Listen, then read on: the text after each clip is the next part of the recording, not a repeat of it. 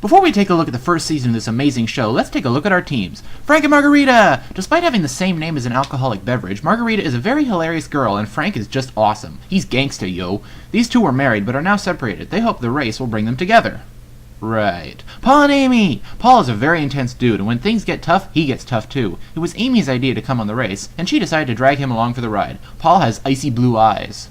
Whoa. Kim and Leslie! Two girls who somehow manage to have no personality whatsoever. They're roommates, but they act more like the mean girls from high school. Leslie is afraid of dying. What concerns me the most is dying. Lenny and Karen! Lenny may be one of the most laid-back and relaxed racers in the history of the show. Karen is extremely intense and has a drive to win that will leave you reeling.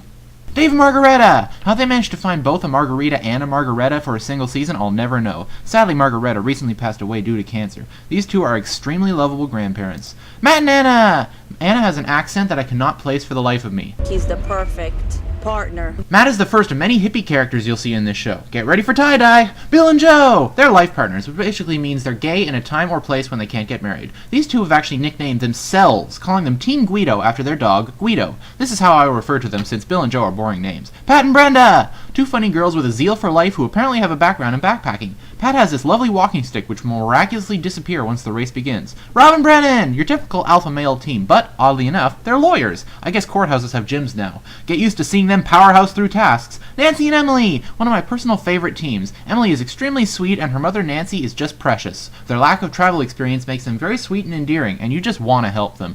Drew and Kevin! Another of my personal favorites. These two are two stooges lost on the race. They're so hilarious and funny they managed to get a cameo in a later season, the source of almost all the laughs. So there's our motley band of idiots who decided to race around the world. A few notes about the very unique first season. There's a fast forward on every single leg, the route markers are yellow and white instead of red and yellow, and Phil is not at the pit stops. It's very different, but still awesome. So let's get started, shall we? The race begins, oddly enough, in the middle of winter. As snow lines the ground and teams are bundled up like Inuit, a very young-looking Phil explains the race. Right off the bat, a crew member walks into the shot accidentally. Smooth. The race begins and they all race up the stairs, except Drew and Kevin who prefer to walk. The teams discover that their first location is Johannesburg in the country of South Africa, making the first and only time teams will fly to Africa on the first leg. The teams are not provided cars, so they must all use public transportation to get to the New York airport, which is a task in and of itself. While Matt drops the phone a bunch of times, Leslie decides to become a hood ornament. Drew examines the finer points of talking on the phone. You gotta hit 6 numbers to get a live human being on the phone. While Paul and Amy miss their train, Rob's cab driver refuses to give them change and Frank expresses his frustration that he was beaten by Team Guido. As you can see, our teams are off to a fantastic start. Eventually the teams get on one of 3 flights. The lawyers, Guido, and Frank and Margarita are some of the leaders, while Nancy and Emily, Drew and Kevin, and Matt and Anna are some of the people at the back. When in Johannesburg, teams find a clue telling them to get to nearby Lanseria Airport and sign up for a flight to the city of Livingstone in the country of Zambia. Alright then. Frank races as fast as he can, pouring all his strength into encouraging his taxi driver. However, when he arrives, he discovers that Team Guido has once again beaten him. This does not please Frank, as he demonstrates a textbook example of a hissy fit. I hate this crap! Night falls and all the other teams arrive. Off screen. In the country of Zambia, teams get off the plane, Kevin showing us that the small airplanes did not have bathrooms. Teams drive to their first real location of the race, Victoria Falls. To the show's credit, this is a fantastic location. They get some amazing shots of it. However, the editing at this point is puzzling at best, and it appears that all the teams get here at the same time, even though they don't. 11 extremely soaked teens find clues telling them to go to Batoka Gorge, although Kevin decides they're headed to Batoka Gorge! The first fast forward is also located here. Teams have to climb down a very steep path and cross large rocks to get to it. Which team decides that they're perfectly physically fit to go after this fast forward? Why, the grandparents, of course. However, they're beaten to it by Rob and Brennan, who claim the very first fast forward in history. Dave decides that he feels dumb. The only thing I'm sort of feeling right now is kind of dumb.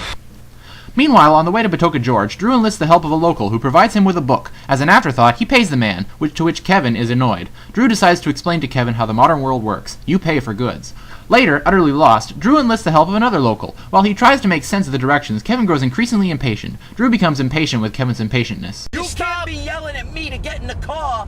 Teams reach the Gorge and find the first detour of the race. They can either take a zip line followed by a bungee swing, or they can walk down an extremely long path to the bottom. This idea of scary task or extremely long task, thankfully, is no longer around. Margarita initially does not want to bungee jump, but changes her mind after seeing Frank's enthusiasm.